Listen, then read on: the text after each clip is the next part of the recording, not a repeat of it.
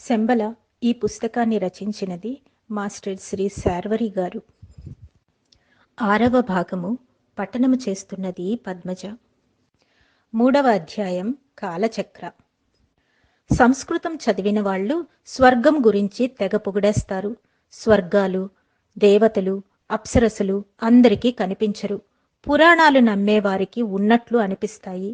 స్వర్గం నీటిలో మునగదు, అగ్నిలో కాలదు. దాని పేరే శ్వేతద్వీపం.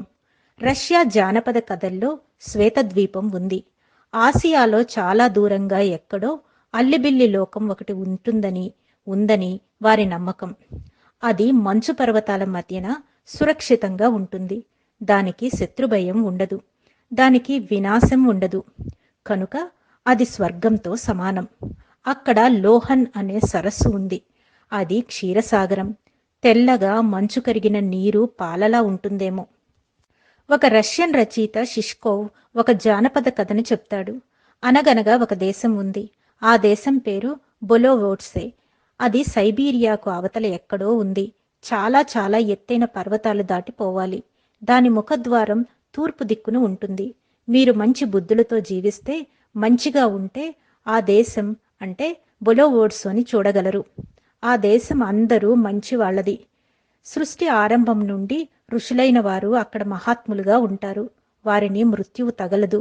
మహాత్ములైన వారంతా అక్కడ చేరతారు. అది అద్భుతమైన ప్రాంతం. అది ఖచ్చితంగా శంబలయే, సందేహం లేదు. ఈ జానపదాలు కట్టుకథలో, కల్పనా కథలో అనిపించిన వాటిలో వాస్తవం చాలా ఉంది. ఆ కథల్లో నగ్న సత్యం ఉంది, విశ్వరహస్యం ఉంది. మహాపుణ్యం చేసుకున్న వారు మాత్రమే కిటీస్ చేరుతారు.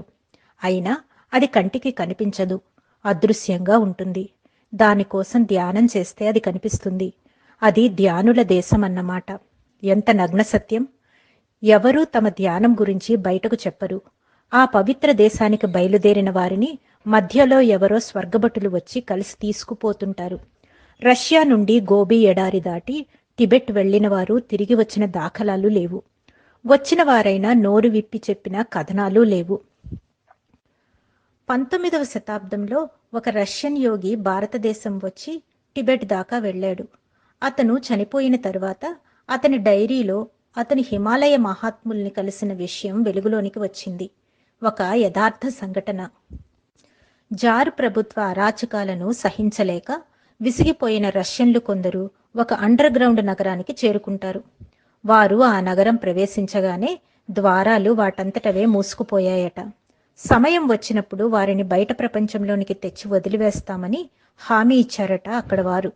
అది శంబల కావచ్చు కదా. ఎత్తైన పర్వత శ్రేణుల మధ్య క్షీరసాగరం ఉంది. సాగరాన్ని చేరడానికి ఆ పర్వతాలలో రహస్య మార్గాలు ఉన్నాయి. రోరిక్ వర్ణన ప్రకారం అది చాలా కష్టతరమైన ప్రయాణం. దారి తప్పిపోవడం సహజం. మంచు లవణ సాగరాలు ఎదురవుతాయి. ఆ మార్గాలు ప్రమాదమయం. ఆ తరువాత బోగోగోర్స్ అనే పర్వత శ్రేణులు వస్తాయి. ఆ తరువాత కోరుషి పర్వతాలు దాటడం మరీ కష్టం. ఆ తరువాత ఎర్గార్ మార్గం గుండా శంబలా చేరవచ్చు. శంబలలో ఒక ఆచారం ఉంది. బయట ప్రపంచం నుండి ఒక శతాబ్ద కాలంలో 7గురిని మాత్రమే అక్కడికి రాణిస్తారు. అందులో 6గురిని జ్ఞానులుగా మార్చి తిరిగి ప్రపంచంలోనికి పంపిస్తారు. ఒకరు మాత్రమే పరమగురువుల కూటమిలో ఉండిపోతారు. ఆ ఒక్క వ్యక్తి మృత్యుంజయుడు, చిరంజీవి. అతనికి వార్ధక్యం, మరణము ఉండవు. అవతార పురుషులు మన విష్ణుమూర్తి గారే 10 సార్లు అవతరించారు. చాప, తాబేలు, వరాహం లాంటి అవతారాలెత్తి ఆయన చేసిన పని ఏమిటి? కృష్ణావతారంలో చెప్పారు, ధర్మ సంరక్షణార్థం అప్పుడప్పుడు అవతరిస్తుంటానని. ఆ పని 10 అవతారాలతో సరిపోతుందా, ఇంకా పెరుగుతాయా? ఆ తర్వాత శివుడు గారు అప్పుడప్పుడు అవతరిస్తుంటారు. ఆయన గారివి చిన్న చిన్న వేషాలు. బ్రహ్మగారు లోకాన్ని సృష్టించే కార్యక్రమంలో పడి ఉద్ధరించే కార్యక్రమం చేపట్టడు. వీరు ఒక్క ఇండియా హిందువుల్నే ఉద్ధరిస్తారా? ఏమో. ఇతర దేశాల్లో ఎవరికి వీళ్ళు అసలు దేవుళ్ళని తెలియదేమో, లేక మన దేవుళ్ళు వాళ్ళని మనుషులుగా చూడరేమో. మతాలు ఏర్పరిచిన ప్రవక్తలంతా అవతార పురుషులు కారు. వారిని కారణ జన్ములు అనకూడదు. మహమ్మద్, జీసస్, జొరాస్ట్రియన్, బుద్ధుడు వీరు అవతార పురుషులు కాదు. పాపము నశించుగాక. మూర్ఖత్వానికి బుద్ధిమాంద్యం జతపడితే అంతే సంగతులు. వస్తుతః ప్రవక్తలనిపించుకున్న వారి ప్రధాన లక్ష్యం జ్ఞానం. అజ్ఞానంలో ఉన్న ప్రజలకు కాస్తంత జ్ఞానం కలిగించడం. ఆ పని బుద్ధుడు, జీసస్, మహమ్మద్, జొరాస్ట్రియన్, శంకరాచార్యులు కొంతవరకే చేయగలిగారు. ఏ ఒక్కరూ సంపూర్ణంగా చేయలేదు. అందువల్ల ఏ ఒక్క మతము సమగ్రం కాలేదు. ఎప్పటికప్పుడు మరొక మహాత్ముడు అవతరించవలసిన అవసరం ఏర్పడింది. తపస్సు చేసుకునేవారు ఎవరు తాము అవతారులమని చెప్పుకోరు. తాము ఒక దేవుని స్టాంపుగా ముద్ర వేసుకోరు. వారికి కావలసింది సత్యం, కాస్తంత జ్ఞానం, మేలుకొలుపు.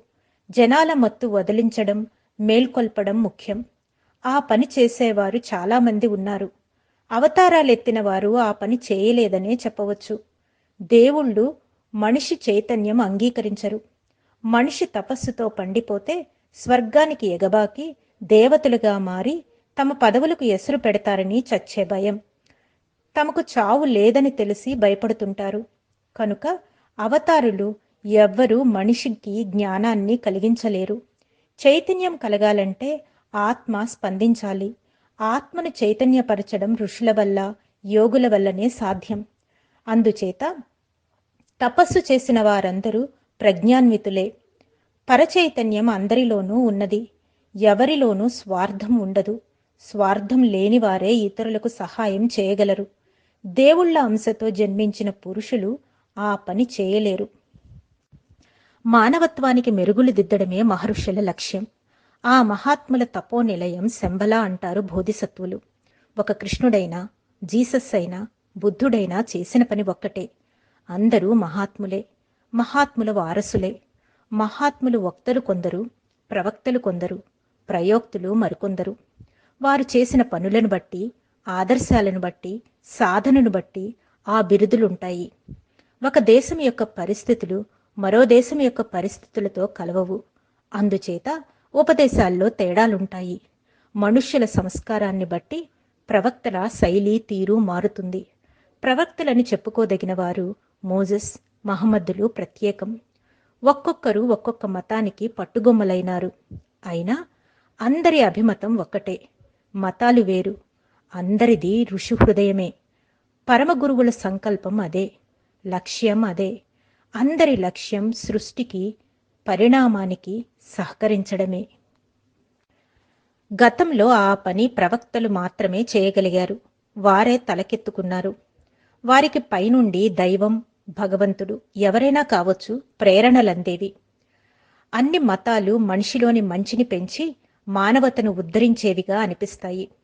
ఏ ప్రవక్త పాపాన్ని పెంచిందీ లేదు, అధర్మాన్ని ప్రోత్సహించిందీ లేదు, మానవత్వాన్ని కాదన్నదీ లేదు. మార్గాలు వేరైనంత మాత్రాన గమ్యాలు వేరు కాదు. అందరికీ గమ్యం ఒక్కటే, ధర్మం ఒక్కటే. ఒక ప్రవక్త చేయలేని పనిని మరొక ప్రవక్త చేయగలడా? ఇందరు ప్రవక్తల అవసరం ఉందా? ఒకరి పద్ధతుల అపమార్గం పట్టినప్పుడు మరొక ప్రవక్త అవసరం ఏర్పడుతుంది. అది కృష్ణుడు చెప్పింది. ధర్మం దారి తప్పినప్పుడు భగవంతుడు అవతరిస్తాడని.